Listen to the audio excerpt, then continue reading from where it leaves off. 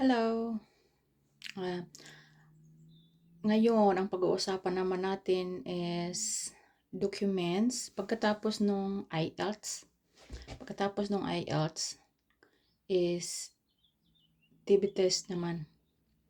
Yung TB test ay huli ko siyang kinuha kasi 6 months lang siya mai-expire.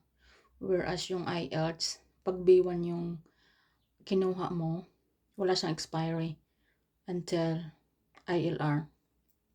Until citizenship, magagamit mo pa ang B1. Pero pag A1 or A2 lang, 2 years lang siya, may expire siya. So, ngayon, pag may B1 at saka pag may IELTS ka na at saka may TB test ka na, pwede mo nang umpisahan yung lahat ng requirements. Kasi lahat ng requirements dapat naka-prepare na. Yung documents ng sponsor, yung documents mo as spouse or fiancé. Ano lang yun, pinaka-importante yung sa sponsor, financial, yung house niya sa UK, kung nagre-rent siya or may house na siya doon, kailangan yon. Tapos, kung nagtatrabaho siya doon, trabaho siya dito sa UK, kailangan ng employer's letter, bank statements. Depende yon, may mga category kasi yun depende sa gagamitin yung evidence for application. Yung sa amin kasi yung asawa ko, employed siya. Ang category namin is category A, non-salaried. So, maiintindihan mo yan pagka nag-research ka sa website ng UK government. Nandun lahat ng requirements. Diba? Itong sa akin is guide lang. So, sa amin, category A, non-salaried means, pag sabi non-salaried, employed pa rin siya, pero yung salary niya is not the same amount. Ibig sabihin, pwedeng nag-overtime siya. So, yung income niya, weekly, kasi weekly siya, meron naman ding monthly. Weekly, hindi parehas. So, non-salaried siya. Nasa category siya ng non-salaried.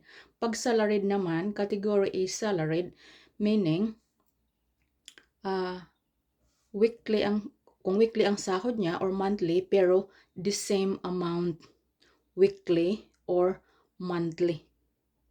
Yun. Tapos yung bank statement, kailangan 6 months siya. Depende pa rin sa gagamitin yung category.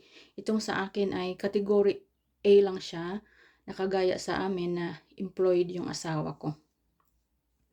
Tapos, yun, sa bahay nyo, kung ilan kayo, kung may anak kayo, yung sa bahay, kailangan, kung halimbawa, yung sa amin, 2 ang anak namin, kailangan yung bahay may 2 rooms. Sa amin, may extra 2 rooms. Bali, 3 bedrooms because boys and girls yung anak namin. So, dapat hiwalay sila ng room pag natutulog. Hindi kasi gaya sa atin na pwede lang sila magsama pa habang bata pa. Dito hindi, bawal siya. Chine-check siya ng home office. So, yun. I-categorize mo lang lahat ng mga papel bago kayo start ng application. Kasi pag nakapag-apply na kayo, tapos may mga missing na mga papel, mahirap din. Pero i-check nyo rin yung 28-day rule kasi meron yun eh. Ang alam ko, payslip, bank statements, and employer's letter, I think 3 lang naman. So, maiintindihan mo yan kung ano ibig sabihin yan kung papunta ka dito kasi sigurado sinesearch mo naman yan. So, yun, importante yun. Sa ngayon, yan lang muna. Pag may mga tanong kayo, iwan lang kayo ng comments at sasagutin ko.